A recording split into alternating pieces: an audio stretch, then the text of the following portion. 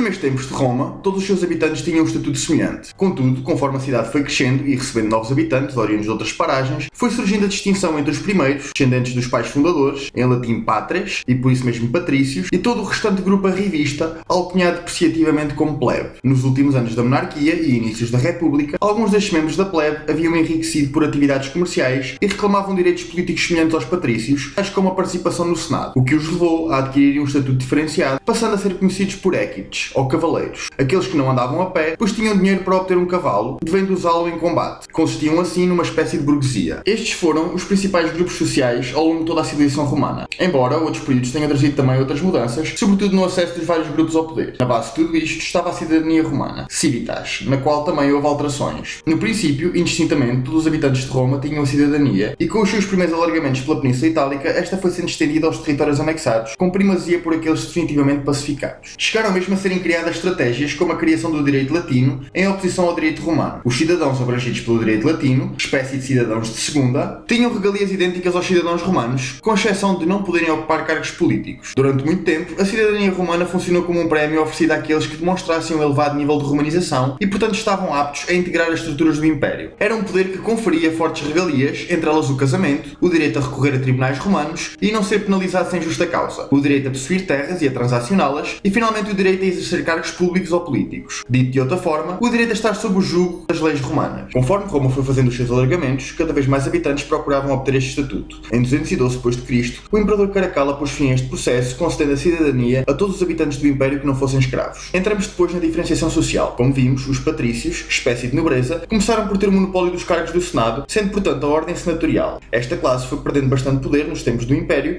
face a uma burguesia crescente, o que levou a que os senadores cada vez mais fossem eleitos pelo imperador entre os cidadãos mais ricos. Nesta fase, era geralmente necessário ter uma fortuna avaliada em pelo menos 1 milhão de sestércios para ser eleito senador. Era sobretudo esta classe que ocupava as magistraturas, tais como cônsules, pretores, edis, etc., de que veremos adiante, e que vivia nas domos ou nas vilae, possuindo grandes latifúndios. Nos períodos republicano e imperial, para aceder à ordem dos cavaleiros, equites, seria necessário possuir uma fortuna avaliada em 400.000 sestércios. Estes dedicavam-se ao comércio e ocupavam grandes cargos administrativos, bem como no exército. Na última fase do Império, muitos conseguiam ascender à ordem seguinte através do enriquecimento ou através de privilégios do imperador no sentido de enfraquecer a ordem senatorial, surgindo uma grande mistura entre as duas. Havia ainda uma ordem dos decuriões, composta por comerciantes ricos e grandes proprietários que dirigiam a vida económica das cidades. Finalmente existia a plebe, os plebeus, o restante povo que habitava os bairros pobres da cidade de Roma nas famosas ínsulas. Era uma massa heterogénea composta por mendigos, pequenos artesãos ou comerciantes, pequenos rendeiros ou proprietários agrícolas. Nos tempos de maior escassez e do período áureo da cidade, chegou a ser distribuído trigo gratuitamente, bem como a serem realizados espetáculos como corridas de cavalos ou combates de gladiadores para os entreter. A célebre expressão pão e circo. Nessa época, Roma não tinha necessidade deles enquanto fonte de mão de obra. Para isso havia os escravos. Haviam também frequentes casos de clientelismo, quando muitos plebeus eram sustentados por famílias da classe natural em troca do seu voto para a eleição de cargos nos comícios. Também em Roma, a política tinha um preço. Havia sobretudo a necessidade de os manter ocupados para que não se revoltassem. Roma pagou caro esta promoção da inutilidade dos seus habitantes. Até aqui falámos de homens livres, abrangidos pela cidadania romana. Depois disso, existiam os escravos. A escravatura existiu em todas as sociedades da antiguidade. Os egípcios tinham-nos, os gregos fizeram bastante uso deles, mas nenhuma outra sociedade vendeu tanto os seus escravos como a Roma imperial. Capturados às centenas de milhares nas campanhas militares ou comprados nos mais diversos pontos do seu território, Roma teve uma intensa atividade de comércio de escravos, só comparável, séculos mais tarde, ao comércio transatlântico de negros entre os séculos XV e XIX.